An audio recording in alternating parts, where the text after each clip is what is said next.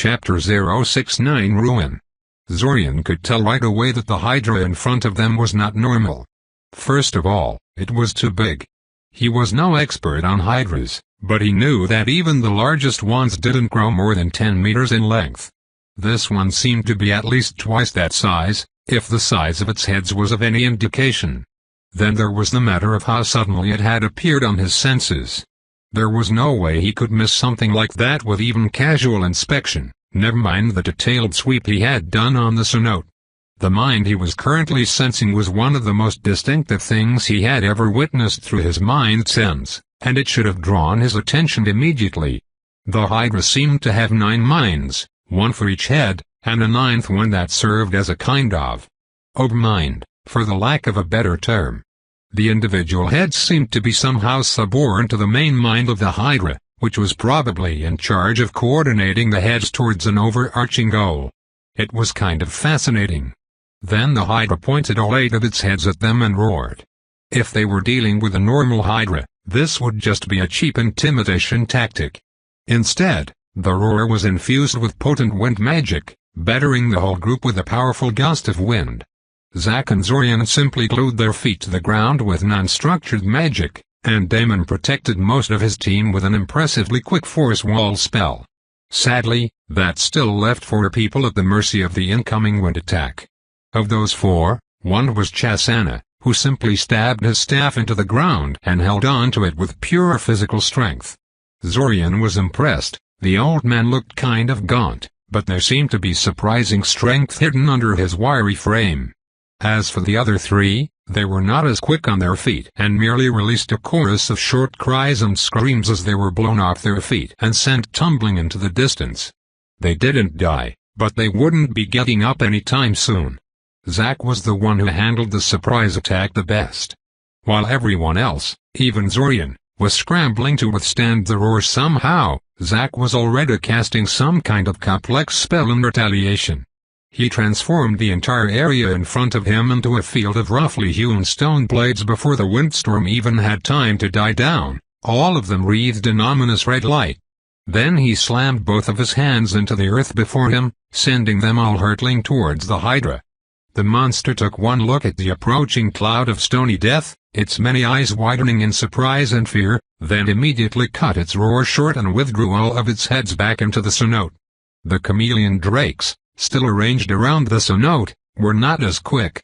The rain of blades slammed into the area around the cenote, burying themselves deep into the jungle soil and impaling through any chameleon drakes that were unfortunate enough to be in the way.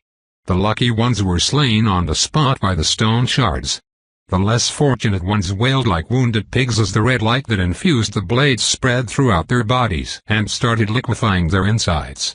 The surviving chameleon drakes lost any semblance of group cohesion and simply scattered in all directions, abandoning their former home, the pained cries of their dying brethren motivating them to keep going until they had left the range of Zorian's mind sense entirely. Zack wasn't really paying attention to the chameleon drakes, though. They were just collateral damage. The moment he had launched the rain of flesh-dissolving blades at the Hydra, before he had even known whether it would hit its target or not, he was already casting another spell. Thus, the moment the Hydra withdrew back into the cenote, Zack sent a pair of pale blue balls of magical energy after it. Zorian would later find out that the projectiles were meant to freeze the water at the bottom of the cenote, hopefully imprisoning the Hydra in a block of ice. Unfortunately for that idea, the Hydra didn't retreat back into the water. It simply ducked out of the path of Zack's attack and then decided to jump out of the cenote and charge at the group. Seeing the giant Hydra jump out of the cenote with the same ease a housecat jumps onto the kitchen table really drove in the point that they were dealing with something entirely out of the ordinary. Normal Hydras were just highly venomous and capable of impressive tissue regeneration, especially in regards to their heads. They were not known to be especially fast or agile out of the water. The charge of the Hydra was unstoppable. Damon and his team launched a constant stream of different attack spells at the Hydra, all in vain. Every projectile they launched was intercepted by the Hydra's many heads before it could hit its main body, inflicting damage that was soon undone by the Hydra's natural regeneration ability. A Hydra's regeneration was most potent in regards to its heads, even capable of overcoming fire damage and other things that usually foiled regenerators, but its main body was a lot more vulnerable.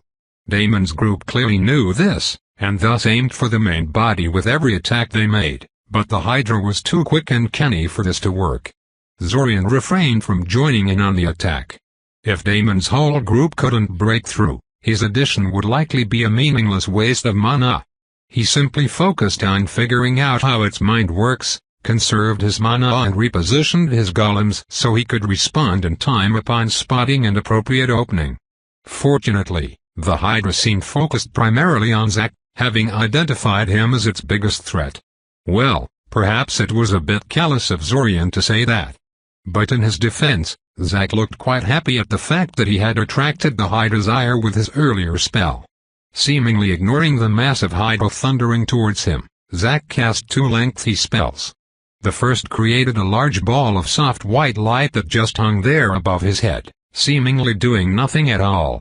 The other produced no visible effects, but Zorian's magic perception was pretty good by now and he could sense 8 magical constructs suddenly springing into existence around Zack.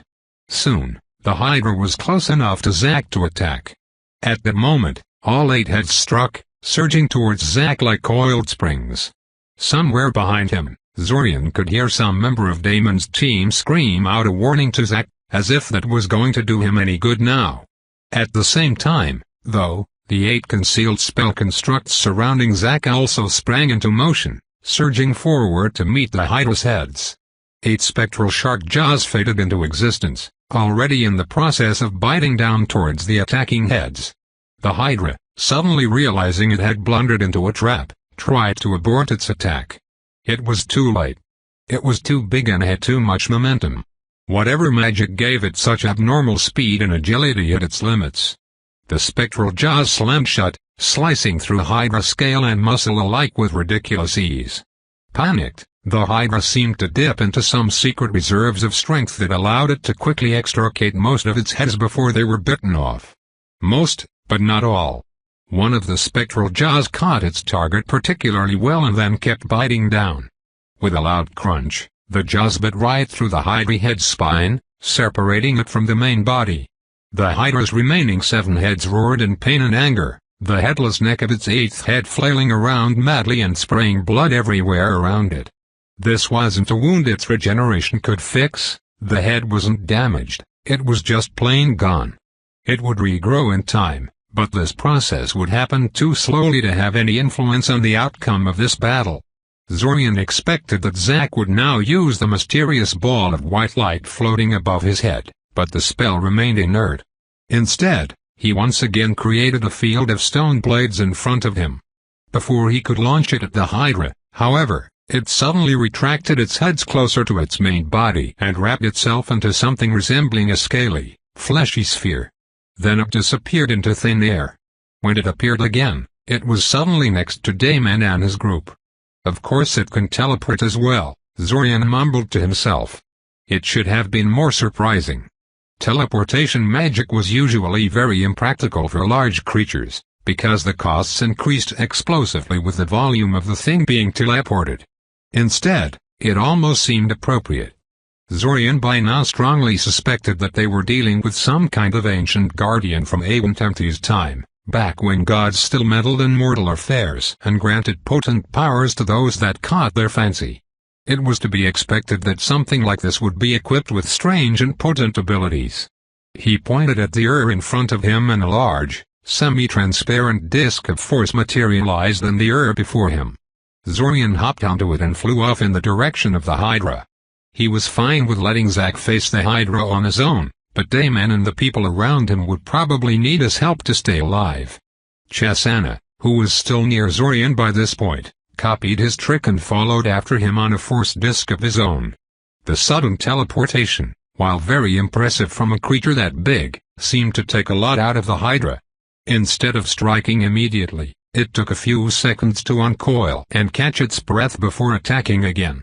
This blunted some of the shock among Damon's group and allowed them to organize themselves somewhat before it struck. When it did strike, however, it was devastating. A layer of shields was erected in front of the group, but it was smashed into rapidly fading smoke and motes of light in under a second. Desperate to keep the Hydra away from himself and his men, Damon conjured a giant ectoplasmic version of himself, which then physically tackled the Hydra. The giant ghostly Damon snatched two of the Hydra's heads with its ghostly hands and tried to wrestle it to the ground. This didn't quite work, but it did keep three of the Hydra's heads too busy to attack anyone else and stopped it from moving freely on the battlefield, so it wasn't really a failure either. Kerma fired a swarm of drill-like projectiles at the Hydra, each of them unnervingly homing in on the Hydra's sensitive points: eyes, mouth, ears, nostrils. This was rather remarkable, as most homing spells were not nearly that precise in their aiming. Especially since the miniature drills were moving with incredible speeds, which would further complicate homing functions of most spells. Zorian could only imagine the Lotus machine she carried was somehow responsible for that feat. Zorian would have thought Orisa would be entirely useless in this kind of fight, since the Hydra was unlikely to even notice bee stings. However, she surprised him. Her bees suddenly became encased in an orange aura that caused the air around them to ripple from the intense heat emanating off them. From that point on, they flew faster and burned all that they touched, like 1,000 tiny flying furnaces. Occasionally she would make a quick gesture, causing some of the bees to detonate, creating tiny but intense explosions that charred the Hydra's tough, scaly skin wherever they touched it. And because the bees were so tiny, they could simply fly past the more durable, regenerating heads and strike at the Hydra's main body. Zorian also added some pressure on the Hydra himself, launching a force lance, an incinerating beam and two severing discs at the Hydra as he flew towards the battle site. He didn't really think he would inflict real damage with that, but every second the Hydra spent on dealing with those attacks was a second it couldn't spare on dealing with Damon and the others. Despite all of these efforts, the Hydra still had 7 heads left, and it was hard to keep them all constantly busy. Zorian had to sacrifice one of his golems to save Orisa from having her head bitten off when the Hydra finally figured out where the annoying burning, exploding bees were coming from. Taran also sacrificed one of his larger eyes to survive an attack, causing the eye in question to burst into a copious amount of translucent slime that formed a thin, rubbery dome around him. The head that was targeting him bit down on the dome and, despite its apparent flimsiness, failed to punch through. The dome bent and stretched, but did not break. Unfortunately, not everyone targeted by the Hydra had such a life-saving method prepared. One of the mages was bitten nearly in half before anyone could do anything about it, dying on the spot. The other had his arm pumped full of venom when the Hydra grazed it with its jaws. Damon immediately cut off the limb in question and then directed one of the mages to teleport him and all the other wounded away from the battlefield. Additionally, one of the men tried to circle the Hydra and attack it from behind, only to have his legs shattered in response when the Hydra revealed that its tail was also a potent weapon, able to strike at things with great force and speed. Zorian didn't begrudge the man his agonized screaming. He still remembered how much it had hurt when the Grey Hunter had done the same to him. Finally, Damon found a good moment to spring his trap. The Hydra managed to get through some of the defensive spells and sent one of its heads towards Damon, who threw a mundane-looking red projectile at it. Sensing no great danger, the Hydra simply bit down on the projectile to make it go away, shattering the potion bottle hidden inside the projectile right inside its mouth. The Hydra as a whole flinched back as it sensed the alchemical mixture pour down its throat, stopping all of its attacks. The affected head released an agonizing scream as it rapidly began to transform into glittering white crystal. Its natural regeneration was unable to halt the process, and it seemed inevitable that the entire Hydra would rapidly crystallize and turn into a lifeless, glittering statue. Without hesitation, one of the Hydra's other heads bit down on the neck of the rapidly crystallizing head and tore it off in a shower of blood and gore. Now down to 6 heads, but safe from the crystallization poison, the Hydra gave Damon a murderous look and prepared for another charge. Unfortunately for the Hydra, this was when Zack, Zorian and Chasana reached the battlefield and the tide shifted. Chasana circled the battlefield, casting barrier after barrier and preventing anyone else from being killed or seriously wounded by the Hydra's multitude of attacks. Zorian had figured out enough of its mind to start messing with its aim and timing, and occasionally launched combat spells at it as well when he spotted a good opening. Then there was Zack. Unlike Zorian and Chasana, he didn't bother with a force disk. When the Hydra teleported away from him, he simply jumped into the air and flew off towards the new battlefield like it was the most normal thing in the world, his 8 spectral jaws in tow. The mysterious white orb was still floating over his head, too. As he traveled, another 3 identical orbs joined the one he made earlier, equally passive for now. When he finally reached the Hydra, the spectral jaws that trailed behind him surged forward, biting towards it, and it was instantly put on the defensive. Naturally, this was when the Hydra pulled another one of its surprise abilities. It roared again, breathing clouds of bright green gas in every direction. Everyone was forced to temporarily retreat from what was likely some kind of poison mist, giving the Hydra some much-needed respite. The battle continued. The Hydra lost another head, then 2. The Hydra managed to rob Zack of all of his spectral jaws and wounded another one of Damon's men. Zorian managed to hit the Hydra's main body with a Shredder Sphere, inflicting a lasting wound on it. All of his golems ended up being reduced to scrap, however. Damon's ectoplasmic giant was dispersed, but Damon managed to slice off its tail in response. At first glance, it seemed like they were winning and that victory was only a matter of time. But the truth was that they were steadily running out of mana. The Hydra might be on the verge of collapse, but so were they. Even Zack's seemingly inexhaustible mana reserves were starting to run out. They didn't want to retreat. At least one person was dead, many had suffered serious injuries, and they had used a lot of expensive resources during the course of the battle. On top of that, while the Hydra was grievously wounded, it would recover quickly if it was left alone. Far faster than their group would. If they fled and came back later, it would probably be back in top health, with all of its heads back. The Hydra didn't want to retreat either. It had only 3 of its heads left, but it knew it could recover from this setback very quickly. Its enemies were visibly weakening, it just had to keep going and outlast them.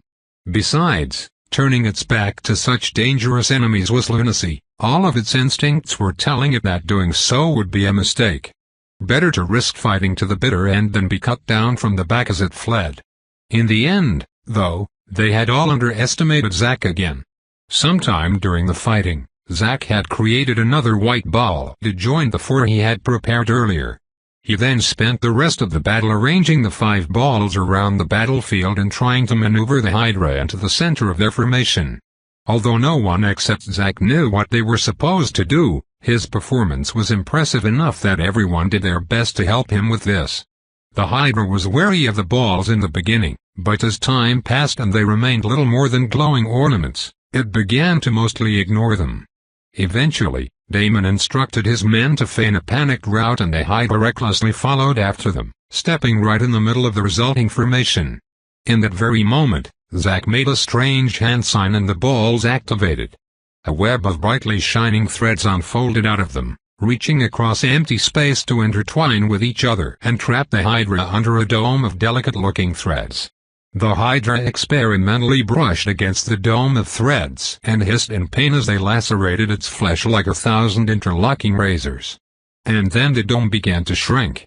Everyone watched, exhausted, as the giant Hydra futilely fought to break out of the dome of razor threads closing in on it. It bellowed in rage again and again, defiant to the very end. Finally, with its entire body mangled and only one head left intact, it once again curled into a ball and teleported out of the sphere. Unlike the first teleport, this one did not take it very far.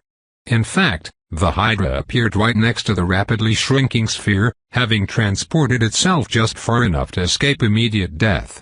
It swayed on its feet as it unrolled, looking as if it was going to keel over dead at any moment. However, before that could happen, it lifted its head one last time and gave Damon a bitter, murderous look. Though it was actually Zack that was responsible for its current predicament, it had been chasing after Damon and his men when it blundered into the trap, and it viewed him as the primary culprit of its current predicament. Through his magic perception, Zorian suddenly detected a massive buildup of magic in the Hydra. In fact, virtually everyone seemed to have detected it, considering how they flinched in surprise. Before anyone could do anything, the Hydra opened its last remaining mouth and fired a beam of pitch-black energy straight at Damon. Eyes widening, Damon reached into his pocket and pulled out a small, unassuming mirror, thrusting it in front of himself as some kind of shield. The beam hit. The mirror shattered as if hit by a bomb, the sound of its destruction reverberating throughout the surroundings with unnatural loudness. Damon himself was blown back like a rag doll, the arm that held the mirror clearly broken. The black beam was gone, however, as if it had never existed in the first place. For a full second, the Hydra seemed to stare at the scene. Then, it shuddered for a moment and collapsed to the side, dead. The battle was over. Break. The immediate aftermath of the fight was, in many ways, more nerve-wracking for Zorian than the actual fight had been. After checking up on everyone, it turned out that only one person had actually died in the fighting, Galiri Ardat, the guy that got bitten in half by the Hydra near the start of the fighting. However, Galiri was best friends with one of the other men in the group, Alechi Guttram. Alechi was devastated and furious that his friend had died, and he felt the primary person responsible for his death was Zorian. It had been Zorian who had insisted that they had to gain access to the deepest cave in the cenote. After all, the man had kept hurling insults at Zorian for over 5 minutes, and even tried to attack him physically before Zack intervened. Unfortunately, that's when 2 more members of Damon's team spoke up in support of Alechi. The guy who had lost his arm due to the Hydra's poison and the man who'd had his legs shattered by its tail were also very unhappy. They were essentially crippled, and they likewise blamed Zorian for it. Likely Zack as well, but they were too intimidated by his combat prowess to piss him off. Zorian, on the other hand, looked like an easier target. During all of that, Damon tried to play peacemaker and calm his men down, but he never expressed any support for Zorian. This pissed off Zorian more than it probably should have.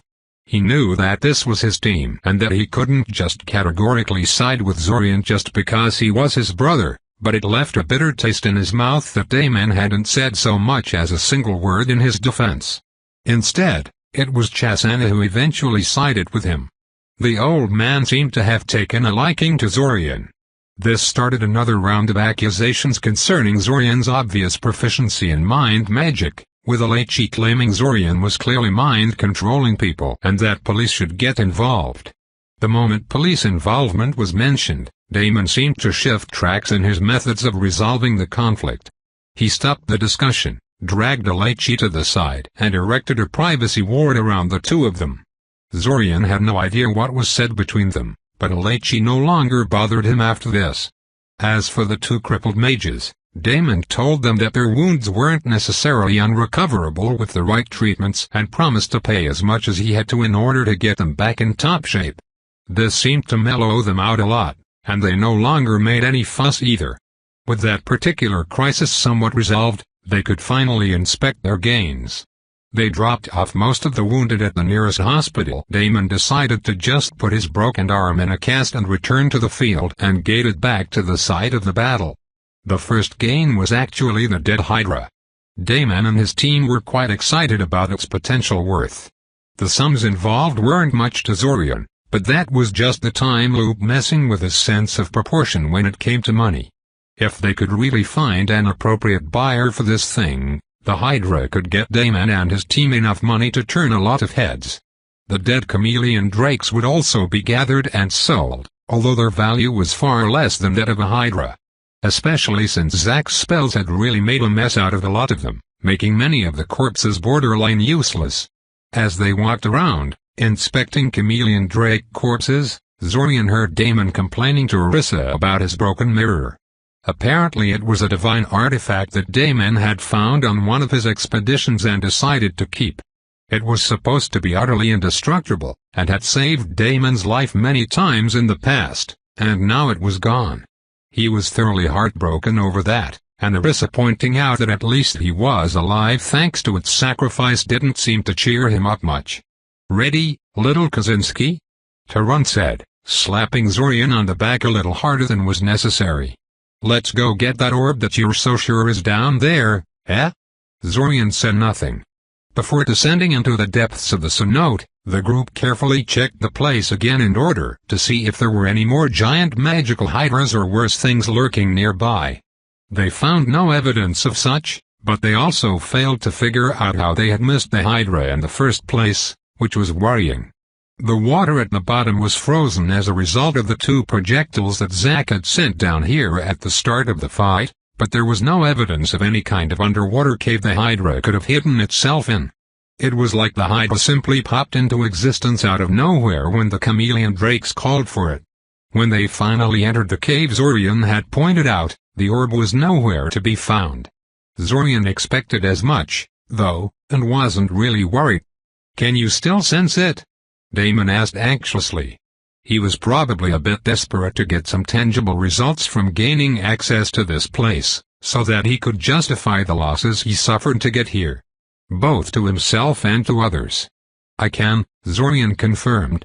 He walked towards the far end of the cave and jabbed his finger at the empty ear in front of him. "It's here.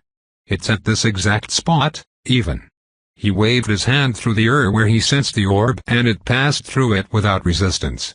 "Yet I can't actually see it, or even touch it," Zorian added. How curious.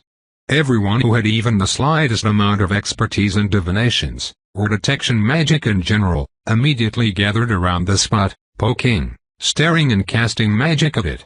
After 10 minutes of that, Damon finally got a result. "I can't believe this," Damon said, running his hand through his hair in annoyance. "You have something?" Kerma asked hopefully. "It's a hidden world," Damon said. "A what?" Zorian asked, having never encountered that term before. "A pocket dimension, like the one you think Silver Lake is hiding in," Zack told him. "They're normally almost impossible to find unless you know exactly what to look for. Thus, some people call them hidden worlds." "So this spot that little Kaczynski has pointed out?" Taran asked hesitantly. "An entrance to the pocket dimension where the orb resides," Damon said, giving Zorian a complex look. "Damn it. All of Aventemti's other belongings are probably there too. No wonder we hadn't found any trace of his group in all this time. We would have never found this without Zorian, even if we had spent years combing this place. But we did have him, and thus the expedition is saved," Taran said with a careless shrug. "What are you being so gloomy about?" "What indeed," Damon mumbled. "Anyway, now we just have to figure out how to break through this invisible door thing and we'll be free to loot Aventemti's tomb to our heart's content, yes?" Taran asked. "Yes, but I'd like to point out that this is probably where the giant magical hydra had come from," Chesana butted in. "What if there are more of them inside? What if there are worse things waiting for us there? We shouldn't be reckless." "Yes, Chesana is right," Damon nodded. "We lost too much here as it is. I want to hire more fighters before we try to set foot there. I'd like to stay here for a while and study the entrance point for a bit," Zorian said, frowning. "Something doesn't feel right about this." "Fine," Damon sighed. "But don't do anything before consulting me. Look, but don't touch." Zorian nodded. Over the next 2 hours he scrutinized the pocket dimension entrance point while paying attention to the way his marker reacted to it. He also asked Damon to teach him whatever spells he had used to confirm the presence of a pocket dimension. Damon mumbled something about how he would normally charge an arm and a leg for a confidential magic like that, but taught him the spells anyway. After 2 hours had passed, he was finally certain of his conclusions. He called Damon over and asked him for permission to do something. "Something?" Damon said warily. "Something," Zorian nodded. "And if I refuse, you and Zack are going to come back here when my back is turned and do it anyway," he surmised. "Well?" Zorian hesitated. "Absolutely, yeah," Zack immediately confirmed. Zorian gave him an annoyed glance. Not that he disagreed with his fellow time traveler, far from it, but he could have been more diplomatic about it. Damon cupped his face in his hand for a moment. Perhaps he was imagining things, But Zorian thought he heard a brief prayer for patience directed to one of the silent divinities. "Just tell me what you want to do, okay?" Damon finally said. "I want to think we've misread the situation," Zorian said. "It's not that the orb of the first emperor is hidden away in a pocket dimension. The pocket dimension is the orb of the first emperor." Damon gave him a blank look. Zorian took this as an indication he should keep going. "I agree with you that we're dealing with a pocket dimension," Zorian said. "But my marker is quite insistent that the dimensional anchor we're looking at is not just an entrance to a pocket dimension. It is the very orb we're looking for. This may sound a little crazy, but you think the orb is a portable hidden realm," Damon surmised. "Yes," Zorian nodded. "I think this entrance we're looking at is simply how the orb looks when it is deployed." "I see," Damon said speculatively. "And you think you can collapse it back into an actual orb?" "I'm willing to try, at least," Zorian said. "Though you should probably get yourself and your team out of the cenote before I make the attempt. Just in case." After a few seconds, Damon turned towards his team, who had been silently listening to the conversation, and told them to establish a defensive perimeter around the pocket dimension entrance and a fallback point outside the cave.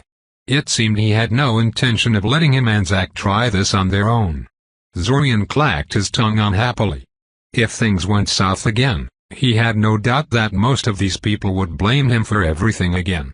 Well, to hell with them, he was still doing this. The moment Damon announced that everything was prepared and that he could begin, he cupped his hand below the invisible dimensional anchor and tried to connect to the orb with his marker.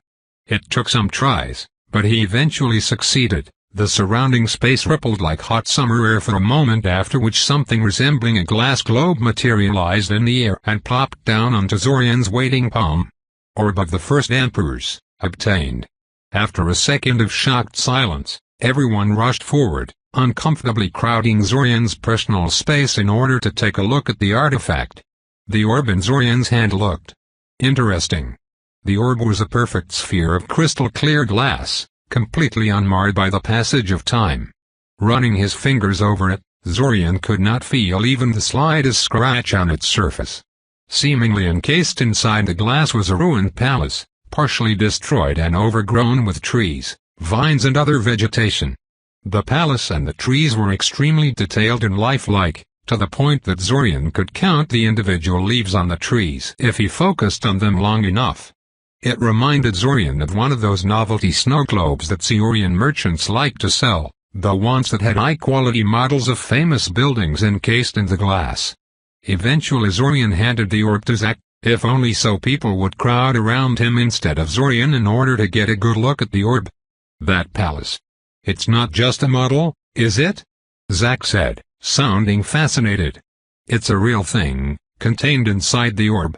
"Obviously," Arissa said. "Why would it be a ruin otherwise?" "So Shuddertar made himself a portable palace to carry around with him at all times?" Zack asked rhetorically. "I like it." "Yes, now imagine just how much stuff could be stored there," Taran said happily. "Ah, little Kaczynski, I forgive you for everything. You're the best thing to have happened to this team." Although Zorian was dying to study the orb in more detail, he had reluctantly decided to leave the orb in Damon's hands for now. Trying to take it away would probably spark another fight, and it wasn't like he had enough time to truly devote himself to its study right now. The attack on the Ebeson base beneath Zeoria was fast approaching, which meant that both Zack and Zorian would be forced to devote the majority of their energies into that for the next couple of days. "I have to say this whole thing makes me feel very conflicted," Zack said as they left the group. "Why?" Zorian asked curiously. "Well, on one hand, we only found the orb so quickly because Damon pointed us at the right spot to start at," Zack said. "So if we ever get out of the time loop, the right thing to do would probably be tell him how to get it as a thanks for his help." "But," Zorian prompted. "I really like the idea of having my own portable palace," Zack said with a dreamy grin. Zorian snorted derisively. "You shouldn't get excited just yet. For all we know, the ruins really are full of slumbering giant hydras or something." "That just makes me more excited," Zack said. "That thing was a great opponent." Clearing a whole nest of them would be amazing. Oh, right. For a moment he had forgotten who he was talking with. They spent the rest of the way home arguing about what the best setup for a modern portable palace would look like. The main point of contention was that Zack wanted to make an arena full of actual monsters to fight with, whereas Zorian argued that sophisticated training dummies were better because they were less likely to break out of their containment and rampage throughout the entire place. "It's just not the same," Zack complained, shaking his head sadly. In the end they had to agree to disagree on the issue. Break. All the preparations were complete.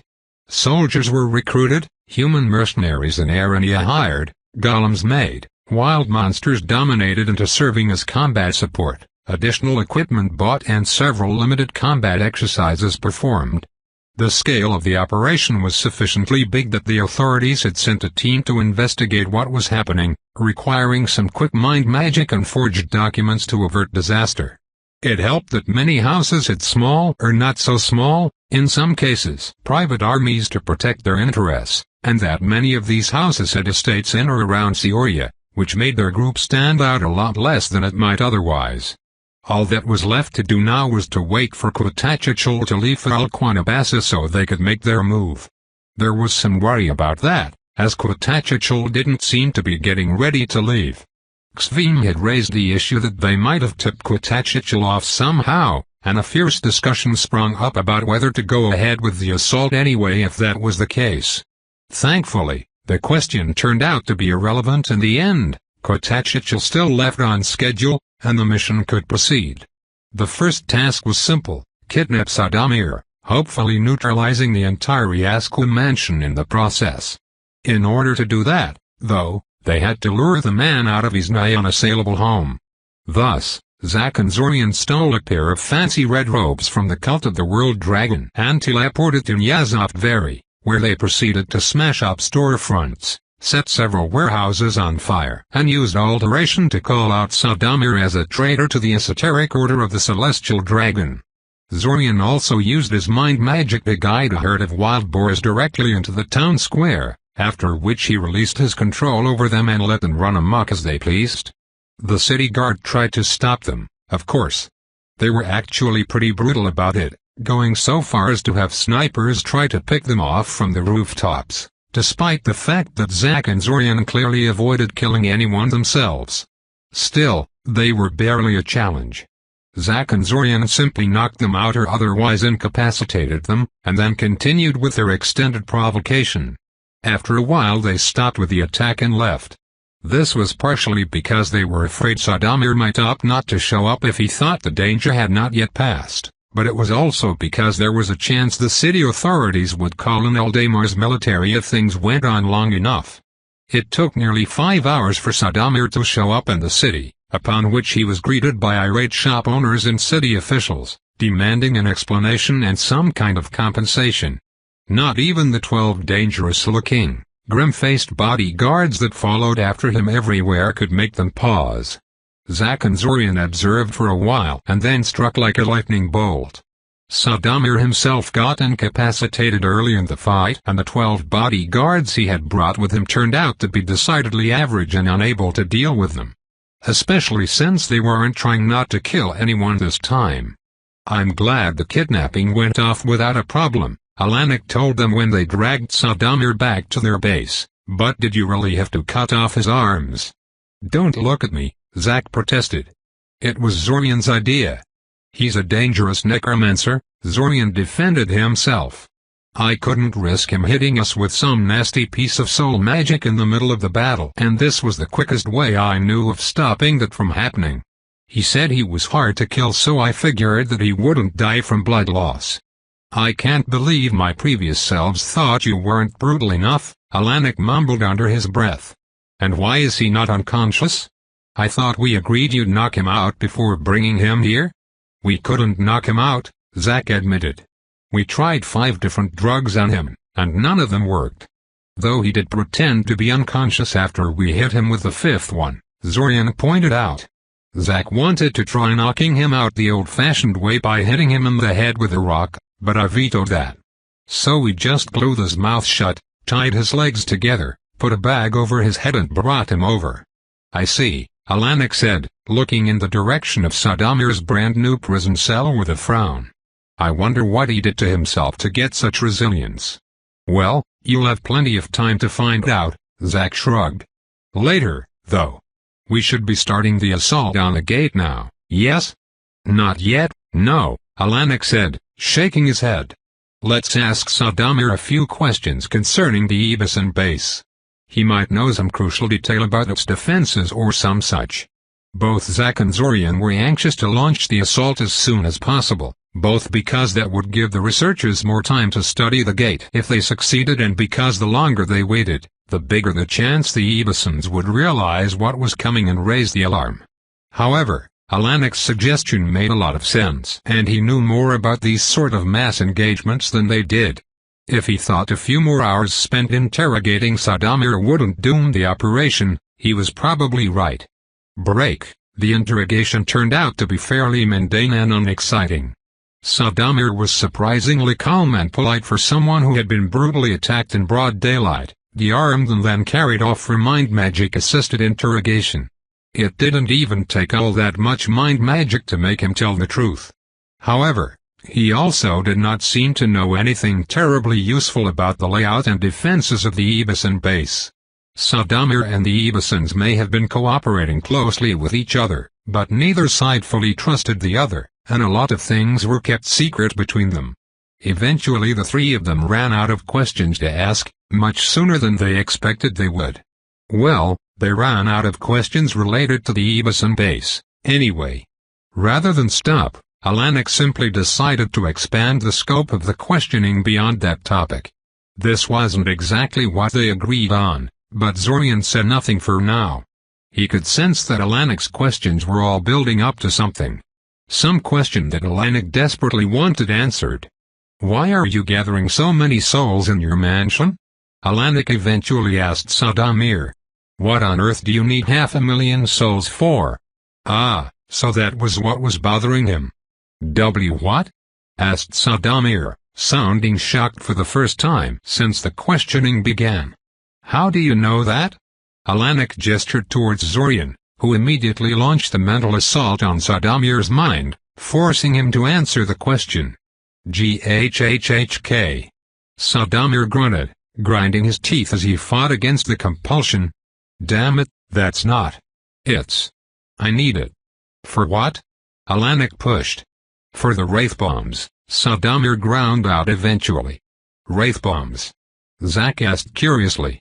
"As in, you pack a wraith into a bomb and throw it at people?"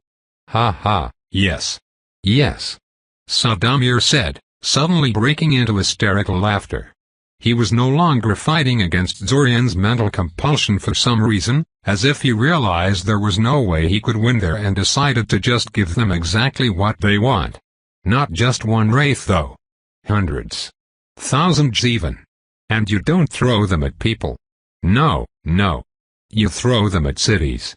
"What?" Zack asked, frowning. "Wraiths can multiply," Alanik said quietly. "Give a wraith some time and lots of victims, and it will make another wraith out of every human whose soul it consumes." "Yes, exactly," Sadamir said, nodding furiously. "Just think of what would happen if you dumped thousands of these things in the middle of a major city. Unless the outbreak is contained immediately, the whole city would be overwhelmed in a matter of hours. Only the Triumvirate Church has enough experts in ghost fighting to counter a wraith outbreak after it gathers some steam, and they were decimated in the weeping. If I had enough wraith bombs in my possession, Eldamar would have to appease me. They'd have to." There was a brief silence during which Sadamir seemed to get lost in his own world, and everyone else was processing what he just said. "You'd have to use this wraith bomb of yours on at least one city before anyone took your threat seriously," Zorian eventually pointed out. "Yes, of course," Sadamir said, giving him a patient look, as if he was asked something obvious by a small child. "That goes without saying. I was thinking of targeting Salamnan first. That would immediately spark another round of splinter wars. Salamnan wouldn't care about any excuses from Eldamar's government. Not if it was obvious that the wraith bomb came from Eldamar. With another continental conflict underway, Eldamar would have no forces to spare on suppressing me. In fact, they would surely be tempted to make use of my assets to help them win the war. For a moment, Sadamir looked like he was about to continue with his explanation, but then he suddenly froze up and some of the mania that had taken over him seemed to drain out of him. Only for a moment, though. Almost immediately, the spark of madness returned to his eyes once again, except this time it was slightly different. There was violence and aggression lurking there now, and his face twisted into an outraged snarl. Sadamir's flesh suddenly turned green and his body started to swell in size. He grew a tail and horns, his eyes became slitted and his teeth sharpened to dagger-like points. Zorian, who had actually seen Sadamir transformed into a giant monster once before, realized what he was looking at and started to shout out a warning to Zack and Alanik. Alanik was already reacting, though. The moment Sadamir started to transform, he rushed up to him and slammed his palm against his chest. A multitude of yellow ribbons covered in some sort of religious writing sprang into existence around Sadamir. They circled around the captured necromancer once before sinking into his flesh, causing the transformation to stop and Sadamir to be instantly wrenched back to his human form. Sadamir stared at Alanik in shock for a full second, at a loss for words. "Oh," he finally said. "Well, that didn't work out as well as I hoped." Alanik made a slashing motion with his left hand and then lightly poked Sadamir on the forehead with his index finger. This caused Sadamir to suddenly become wreathed in dark red light and then collapse into unconsciousness. "Let's go," Alanik said, motioned for Zack and Zorian to follow him out of the cell. "We'll continue this interrogation later. For now, we have an Ebeson base to capture." Chapter 070 Carried Away. Deep beneath Ceuria, in a recently excavated cavern separated from the main tunnel network, an army was being assembled. It consisted of about 200 people, about 120 of which had been gathered by Alanik through various means, while the rest were mercenaries Zorian had hired for considerable amounts of money. Of course, this number did not include the many non-combat experts that would be responsible for figuring out how the Ebeson Gate functioned. Nor did it take into account the many golems that Zorian had made for the occasion, about 80 of which were scattered through the area, or the 40 Iranian mercenaries that were hired from the 3 different webs recommended by the Silent Doorway adepts. As far as armies went, this wasn't much. But it was still a sizable group, and getting it past the Ebeson patrols without them noticing their passage was difficult. For ordinary mages, that is. Zorian could just send his simulacrum to sneak past these patrols and then just open a gate to let the assembled forces through unmolested and unnoticed. There was something very amusing about using dimensional gates to bypass Ebeson patrols, establishing a temporary staging ground deep in their territory, and then launching a surprise attack at their base. Zorian was just in the process of attaching small metal cylinders to his belt, each one filled with potent alchemical mixtures, when he sensed Zack approaching him. "You look worried," Zack told him. Zorian frowned. He didn't notice it before Zack pointed it out, but yeah. He kind of was. "A little," Zorian admitted, continuing his preparations. "I mean, we're risking another confrontation with Quitachichil here. He's one of the few people who has the ability to do us lasting harm. Every time we tangle with him, we're taking a big risk." "It'll be fine," Zack said dismissively, giving him a strong pat on the back that had Zorian swaying in place for a second. He gave Zack a glare for that, but his fellow time traveler just grinned at him in response. "Besides, the annoying pile of bones isn't nearly as dangerous as you think. I've fought him plenty of times, and I'm still standing. He doesn't like to use necromancy in battle for some reason." Alanik, who was staring at the map of the Ebeson base along with Xvim, decided this merited a response from him. "Most necromantic spells aren't well suited for battle," Alanik said, not taking his eyes off the map. "They take too much concentration and they need to overcome the target's magic resistance to work. It's faster and cheaper to just burn people to a crisp or cut them to pieces. The terrible necromantic spells that are sometimes bandied about in textbooks are torture spells meant to be inflicted on a subdued victim, not something you use in an even fight. There was a long pause as Zack and Zorian digested this. One of these days, Zorian decided, he really had to ask Alanik about his past. The old battle priest would likely refuse to talk about it at first, but maybe if he picked a right moment and was really persistent? Well, whatever. It was a thought for some other time. He considered pointing out that a fight between them and Quetzalcoatl wasn't exactly an even one, since the difference in power and skill between the ancient Lich and any one of them was still a yawning chasm rather than anything resembling a close matchup, but he figured that would be missing the point.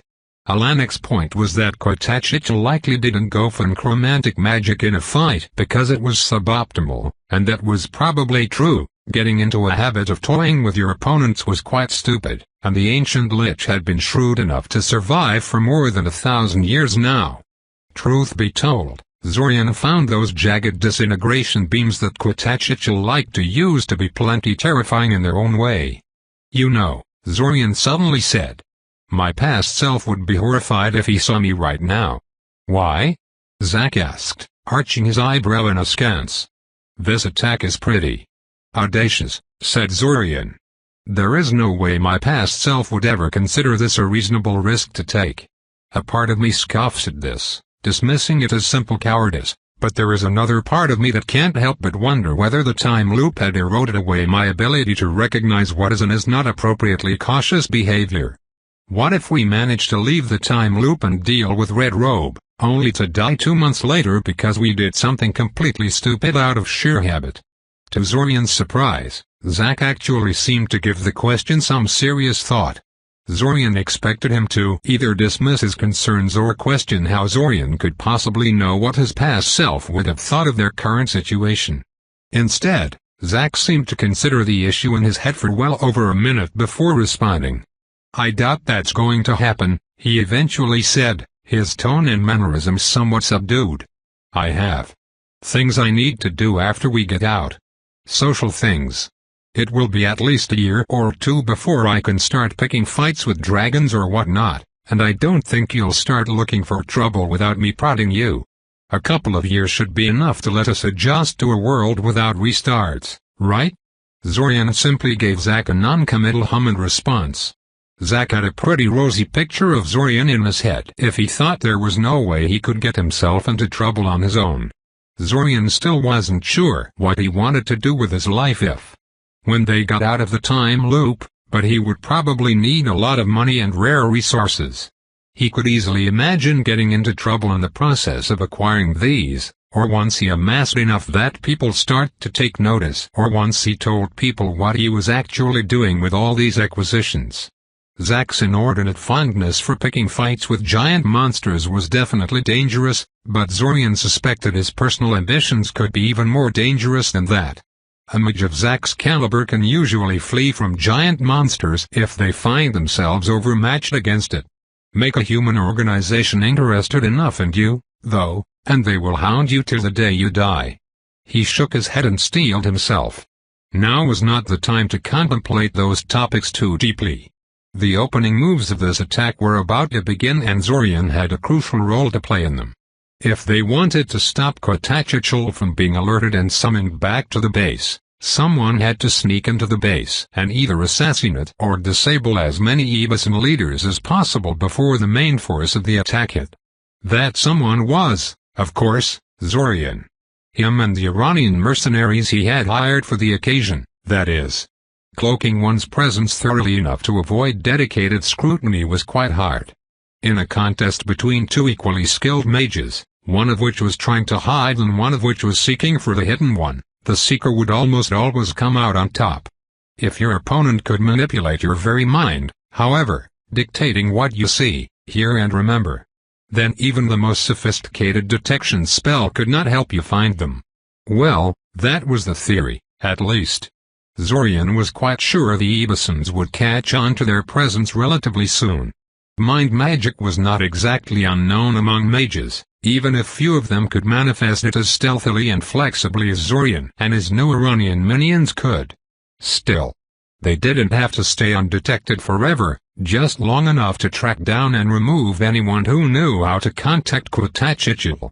"I'm going," Zorian said out loud, speaking to himself as much as he was to the people around him. "Leave a simulacrum with us," warned Alanik. Zorian hesitated for a moment. He had dismissed all his simulacrums before the operation began so that they wouldn't be a drain on his mana reserves. It was annoying, because it meant he would have to rely on Damon again to re-establish a link with Koth, but he felt this operation deserved his full focus. That said, Zorian shouldn't be doing anything too mana-intensive during the initial infiltration, so maybe leaving a simulacrum behind in the command room wouldn't be a bad idea. He executed a complex series of chants and gestures and then cupped his hands in front of him, causing a milky white sphere of ectoplasm to materialize in front of him. He felt the spell reach towards his soul, connecting it to the ball of ectoplasm in front of him. The moment he felt the connection snap into place, he plunged his right arm straight into the ball of ectoplasm and imposed upon it an image of himself, causing it to squirm and writhe like a living thing. "That always looks so freaky," Zack commented off to the side. Zorian ignored him. This was the most sensitive part of the spell, since the caster had to keep their image firmly in mind as they manipulated the ectoplasm. If they faltered even for a second, the spell would either fail or produce a hopelessly false copy. This was because, although the spell was tapping into the caster's soul to create the copy, it was tapping into something that described a creature of flesh and blood and trying to translate it into a form made out of magical fields and ectoplasm. A multitude of little and not so little sacrifices and compromises had to be made during this process, and the non-sapient spell couldn't be trusted to prioritize things properly. The first time Zorian succeeded in producing a simulacrum, for example, he got a nearly mindless wreck that nonetheless contained a vividly detailed internal bone structure. The spell sacrificed nearly everything else to get that one thing just right. Of course, Zorian was now too well versed with the spell to fail like that, even with Zack distracting him with inane comments. The writhing sphere swelled in size and erupted into thin, rope-like pseudopods that formed a rough outline of a human being. 2 minutes later, a flawless-looking replica of Zorian opened its eyes and looked around. One would think that simulacrums would come into existence already aware of everything and ready to spring into action on a moment's notice, but in practice they always seemed a little confused after being created and took about 30 seconds to gather their bearings and calm down. "There," Zorian said. "Anything else?" "No," Alanik said, shaking his head. "Go. Try not to get yourself killed, I guess." "I guess?" Zorian mumbled under his breath. "Thank you, Alanik, you really know how to make a motivational speech." And then he left. The attack on the Ebeson base beneath Cioria had begun. The initial stages of the infiltration went very well.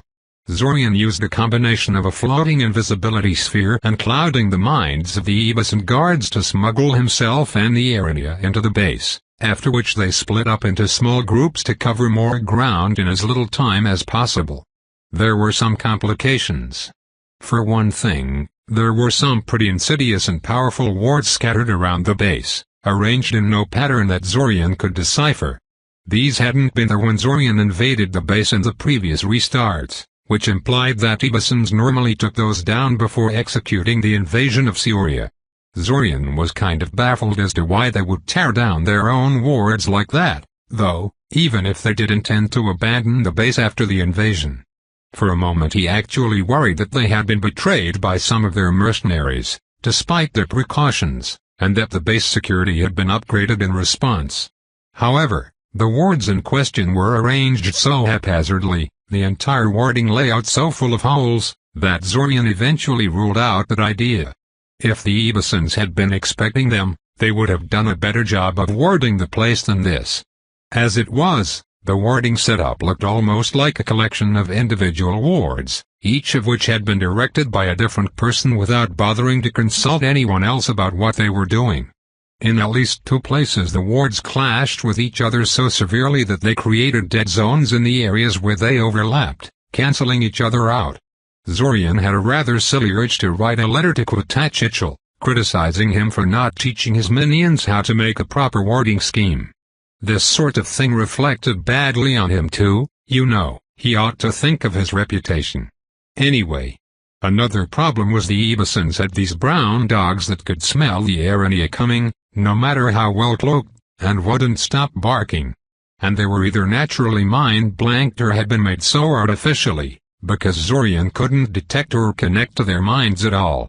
He had been forced to kill and replace them with motionless ectoplasmic replicas, which took an annoying amount of time and mana on his part. After that, everything went perfectly for a while. Numerous Ebuson leaders were eliminated, and though the base was starting to wake up to the fact something funny was going on in their base, they were still not aware of the extent of the problem on their hands. However, there was something that Zorian had not taken into account.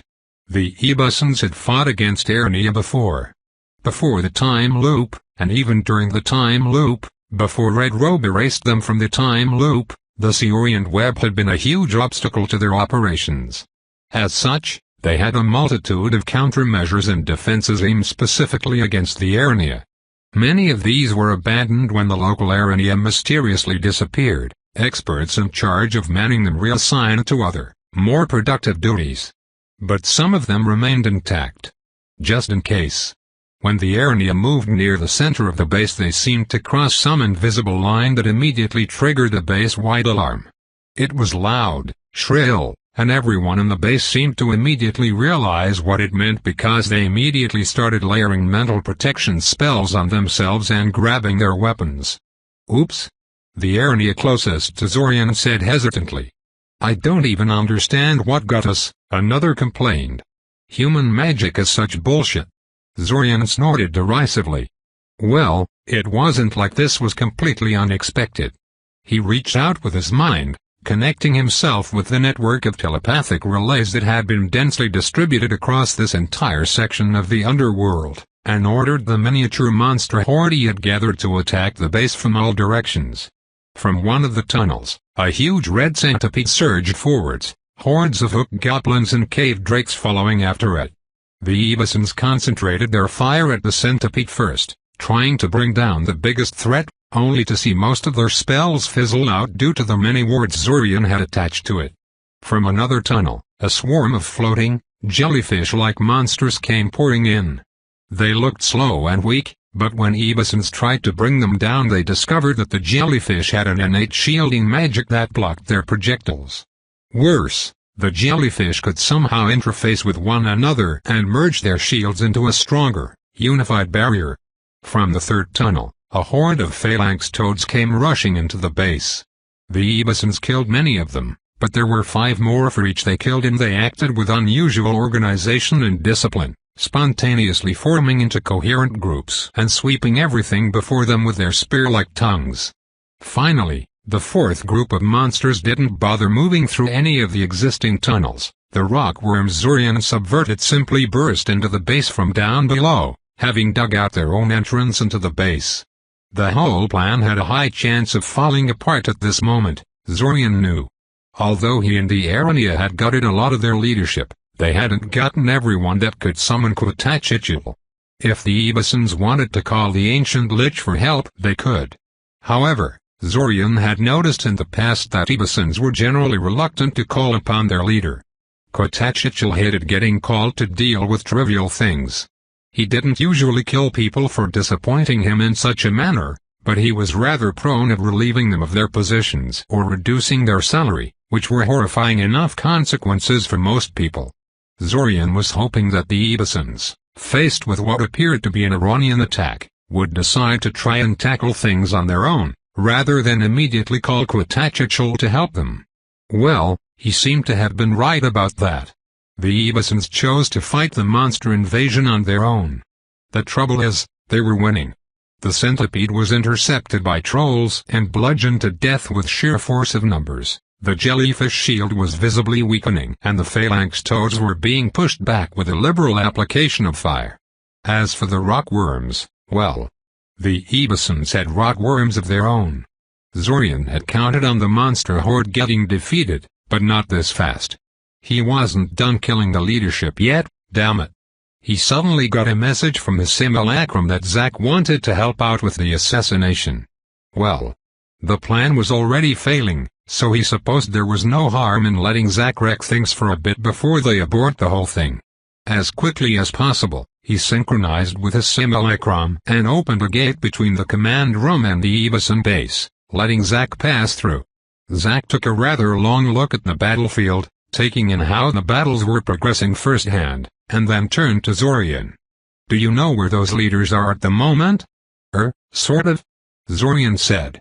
"I mostly had the Ernia pinpointing their location for me, but they're kind of busy directing the monster horde at the moment. But you know the general area they're in, right?" Zack prodded. "Oh yeah," Zorian nodded. He pointed at a big, solidly constructed building not far from them. "Most of the surviving ones are in that building over there. The wards are pretty tricky, so it will take me some time to..." Before Zorian could finish speaking, Zack had already fired some kind of projectile at the building. It was seemingly tiny, more of a faint red pinprick of light than a proper-looking offensive spell, but its flight path was followed with a piercing scream so loud it made Zorian's ears hurt. The projectile slammed into the wall of the building and then burst into crescent spatial distortions that sliced through everything in the vicinity with no visible resistance. The whole heavily warded building fell apart like an apple thrown into an industrial blender machine, burying everyone in it under several tons of rubble. "One problem solved," said Zack, lowering his hand. "What about the others?" "Well," said Zorian, a little sourly. Only a little, though, truthfully, he had been expecting something like this when he agreed to involve Zack into this.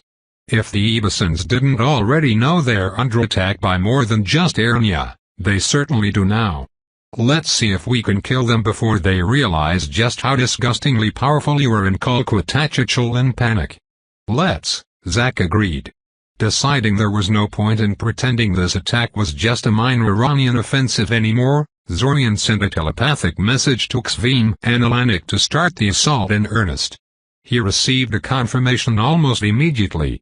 It seemed Zack wasn't the only one who was spoiling for a fight. Zorian understood. They had all spent so much time and resources into organizing this attack, it would be almost a crime to call it off now. It was time for Evasons to see what it's like to be suddenly invaded. Beneath the city of Sioria, a vicious battle was underway. The small army that Alanik had assembled, bolstered by the various mercenaries, Zorian's golems and what was left of the dominated monster horde, advanced deep into the disorganized Evason ranks. However, the Evasons weren't just passive victims. Despite having their entire high-ranking leadership gutted by Zack and Zorian, despite the huge losses they suffered in the initial attack from the monster horde, despite the shock they must have felt at the appearance of another human army, the Evasons still resisted the attack with considerable might. Their top leadership may have fallen, but local commanders quickly assumed control of the remaining forces and did their best to link up and coordinate their movements. Huge war golems charged into rapidly forming defense groups, aiming to break them up, only to be met with screaming hordes of war trolls barring their way. The Ernia led the remaining monsters into suicidal offensives, only to be countered with equally suicidal delaying actions from the Evason's own war beasts. Zack and Zorian converged on any local commander that seemed to be especially good at their job, aided by a couple of Alanik's men that seemed to be really accurate with a rifle and fond of headshots, but there was always someone whiling and capable of replacing them once they moved on to other targets. Currently, Zorian's simulacrum was standing in the vicinity of the dimensional gate at the center of the Evason settlement, where Xvim and Alanik had moved shortly after the attack began. Unfortunately, the gate had been shut down by the Evasons when they realized they were going to lose it, another thing that didn't go according to plan. Even if they managed to win this, a powered-down gate stabilization frame was much less useful as an object of study than a working dimensional gate. "We should have brought more monsters," Alanik said suddenly, standing not far from the simulacrum and observing the battlefield. "We should have brought more everything, really. But I don't think we could have realistically recruited more people. We're doing very well compared to the numbers arrayed against us, but it's not enough. There are simply too few of us compared to the number of Evasons gathered here. We were afraid that if we sent too many monsters, it would spook them into calling Quatachichel immediately," the simulacrum pointed out. "Though considering how successful they were against the horde, I agree we were probably too conservative with them. Speaking of which, Did Zack and Zorian manage to eliminate the Ebison leaders before they contacted Quatachichul for help or not? Xvim asked. The simulacrum quickly contacted the original and asked him that same question. 10 seconds later he turned back to Xvim. It's doubtful, he said, shaking his head. They had trouble locating the last 2 leaders. They are dead now, but they had plenty of time to realize how dire the situation is and call for help. Xvim said nothing for a second, looking thoughtfully at the powered-down gate next to them. We shouldn't have taken the gate from them so quickly, Xvim said. We should have left it in their hands for a while to give them an avenue of retreat. I think they would have tried to fall back into that undead mansion instead of fighting a lost battle if they had a choice. Or they might have found a way to commandeer some of Sadamir's undead minions if given enough time, making our current issue even worse, the simulacrum said with a shrug. We'll analyze what we did wrong later, said Alanik firmly. What we need now is solutions. How do we salvage this situation? Shouldn't we just retreat? Asked Xvim curiously. Even if we take the base in the end, it will take us many hours to do so and cost many lives. On top of that, there is a high chance that Quatachichul will come back before we are done and tip the balance in Ebison favor. Alanik said nothing for a few seconds, clearly discontent with that idea. I have an idea, the simulacrum eventually said. Why don't we just rip the gate stabilization frame out of the ground, pedestal and all, and carry it off to the surface for study? I mean, the original reason why we wanted to secure the base and do our research here was because moving an active dimensional gate was impossible. But we don't have an active gate. We have an inert stabilization frame, so what stops us from simply carrying it off somewhere else before trying to figure it out? Xvim and Alanik gave him surprised looks. What? The simulacrum asked defensively. The idea has merit. It does, Alanik agreed. I was just surprised to see you make such a suggestion. Sometimes I forget simulacrums like you are more than just extensions of Zorian and can have ideas of your own. Same, Xvim agreed. The simulacrum scowled. Stupid flesh and blood people and their prejudices. Soon, Xvim and Alanik ordered their forces to fall back a little and threw themselves into the task of cutting the gate stabilization frame free of the ground without damaging something crucial. The pedestal the frame was affixed to had some kind of root-like structure that extended into the rock beneath it, meaning that a surprisingly large chunk of the ground had to be taken along with the gate itself. None of the problems were in any way insurmountable, though, and the whole thing was soon floated into the air and slowly pushed towards one of the base exits. The movement did not go unnoticed, however, and when the Ebisons saw what they were doing they went completely berserk. Apparently they really hated the idea of the gate stabilization frame being carried away like that. From that moment on, the whole battle shifted in tone. Instead of trying to minimize their losses and stalling for time, the Ebisons suddenly surged forward and tried to recover the stolen gate at all costs. Alanik's forces shifted from trying to put pressure on the Ebisons to a strictly defensive posture, trying to keep the Ebisons away from the retreating gate with equal zeal. The situation only grew more dire soon after that, as Ebisons realized that recovering the gate was a lost cause and started trying to destroy it instead. Why are they so upset about us taking the gate? Zack shouted while creating a thick prismatic wall between the floating gate stabilization frame and the approaching Ebison war party. He was just in time. The moment the barrier snapped into place, 3 different projectiles slammed into it, a thin blue javelin of force that crackled with some kind of magical energy, an animated serpent made out of green fire, and a large white sphere that had smaller red spheres orbiting around it. The wall flickered, cycling through different colors, and for a moment it seemed it would hold. But then the 3 projectiles combined together to release some kind of combined pulse that disrupted the barrier, and it fell apart into multicolored smoke. The fire serpent, the only survivor of this clash of spells, surged madly towards the floating gate, seeking to detonate itself against its surface. It never reached it. A milky white sphere soon hit it in the flank, courtesy of Zorian, causing it to fall apart into rapidly fading clusters of green fire. They are afraid of what Quatachichul will do to them when he finds out they let someone acquire a sample of his work, Zorian said. The simulacrum suspected the original had taken said information straight from the minds of nearby Ibisons. He doesn't even let his allies examine it. How do you think he would feel about this? The battle raged on. The simulacrum watched, rather discontent, as people fought all around him to either destroy or preserve the floating gate.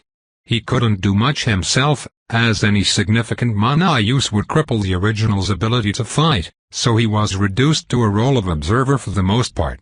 He watched the battle carefully, scrutinizing every detail in hopes of spotting something that required his attention. The Ibisons charged forward again and again, supported by long-range spells from their allies in the back ranks, only to be repulsed.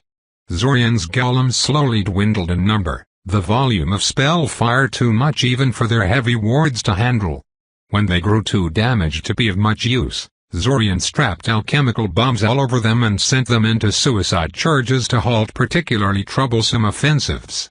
Zack's spells wreaked a bloody toll on Ibison forces, but not even his mana reserves were endless, and the time he spent in recovery gradually increased as the battle grew more heated. One of the Ibison mages decided to sacrifice his life for the cause. As he finished casting his last spell, he removed a ritual dagger from his belt and slit his own throat, using some blood magic to pour every shred of his life force into it. The resulting spell produced an incandescent meteor that punched through every single obstacle in front of it, and would have no doubt reduced the floating gate into molten rubble if Xvim hadn't used a series of dimensional gates to redirect it back at the Ibisons. Finally, the simulacrum noticed something he felt merited his attention. On the edges of the main battlefield, a small group of friendly soldiers was being overwhelmed. Of the original 15, most were already dead. Only 6 still lived, and only 3 of those 6 could walk and fight properly. The simulacrum telepathically alerted the original to the situation, but was told everyone was currently busy and that sacrifices have to be made in situations like these. The simulacrum then pointed out to him that one of the survivors was Taven. The original immediately changed his mind and told the simulacrum to go and help them. The simulacrum wouldn't have actually obeyed in order to leave Taven to her fate, but it was nice that he and the original were still on the same page in this regard. He teleported next to the group and immediately intercepted an incoming fireball with a well-placed dispelling wave. Taven's shocked face was kind of priceless. "What are you waiting for?" the simulacrum asked the group. One of the Ibisons tried to sneak up on them by kicking up a cloud of dust with a misaimed spell and using it as a cover for his approach. He received a force lance to the face for his trouble. "This position is lost. Why haven't you regrouped elsewhere? We can't leave them," Taven protested, pointing at the 3 wounded soldiers next to her. "I told you to leave us here," one of the wounded soldiers said. "Just go. We'll stall them to buy you some time." "We're not leaving anyone behind," Taven insisted. The other 2 healthy soldiers said nothing, but the simulacrum could see on their faces that they didn't want to leave the wounded soldiers behind either. They were probably friends. "How about this? You go and take these people to safety, and I'll hold the Ibisons at bay," the simulacrum offered. "Zorian," Taven started, sounding both a little annoyed and a little worried. The simulacrum wasn't listening to her anymore, though. He could feel the Ibisons moving towards the group again, so he conjured 2 large severing discs above his palms and launched them forward in front of him. The first wave of Ibisons literally fell apart before the discs, screaming horribly as they were effortlessly sliced apart by the 2 buzzing spell constructs. The commander of the Ibison group tried to restore order to his unit, shouting orders and threats so loudly the entire base must have heard him. He fell silent when his own bodyguard slammed a knife in his eye socket, killing him instantly. The apparent betrayal, which was actually the result of Zorian puppeteering the man's body, not genuine betrayal, further sowed chaos in the Ibison group, stalling the attack. The simulacrum then shifted his attention back to Taven and her group, only to find the soldiers gone but Taven still present. "Let me guess," the simulacrum sighed. "You sent the rest of them to safety but decided to stay behind with me?" "I told you," she said. "We're not leaving anyone behind." In retrospect, he really should have made it clear he was a simulacrum right from the start. "Listen," he started. "I'm actually, stupid simulacrum." The original's voice thundered in his mind. "What the hell are you doing down there? The rest of the soldiers are back but you and Tivan aren't? Stop fooling around and spending all our mana, damn it. I need that to defend the gate."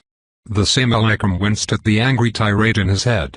The interruption left him confused for a second, unable to remember what he was doing right before the original contacted him. He was further distracted when another volley of spells erupted towards the two of them, roughly half of it directed at him and the other half at Taven. Taven blocked her share of projectiles easily enough, and the simulacrum was just about to do the same for himself when he felt his mana reserves rapidly drain away. Apparently the original had decided to blow his entire mana reserves on something, leaving them both defenseless for a while. "Damn it, original," the simulacrum quietly grumbled. Then the spell volley hit him, tearing straight into him and blowing his ectoplasmic form into rapidly fading pieces.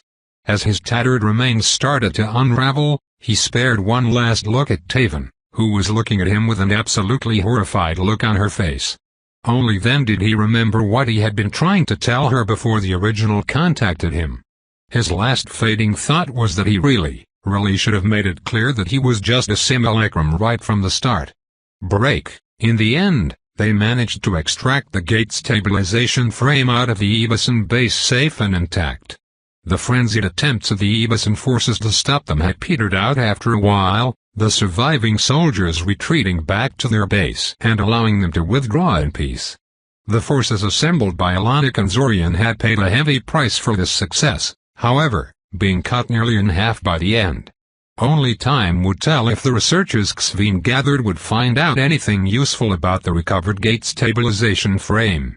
As they suspected, Kotachichil showed up not long after they finished their retreat, having received a call for help at some point in the fight. Zack and Zorian had been on edge for a few days after this, expecting the Evasons to launch a premature invasion of Seoria, much like they had in that one restart where Zorian prodded Eldamar into attacking the Asku mansion. But what happened instead is that the remaining Evasons started to withdraw from Seoria entirely. The invasion, it seemed, was being cancelled. Tope continued,